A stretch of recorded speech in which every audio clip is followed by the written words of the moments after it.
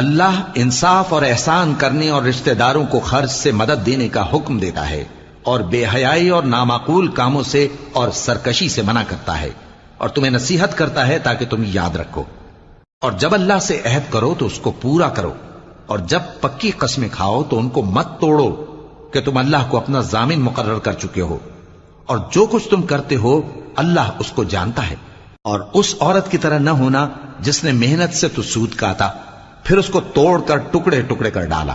کہ تم اپنی قسموں کو آپس میں اس بات کا ذریعہ بنانے لگو کہ ایک گروہ دوسرے گروہ سے زیادہ غالب رہے۔ بات یہ ہے کہ اللہ تمہیں اس سے آزماتا ہے،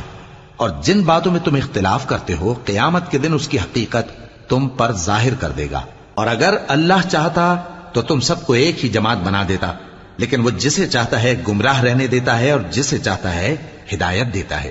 اور جو عمل تم کرتے ہو اس دن ان کے بارے میں تم سے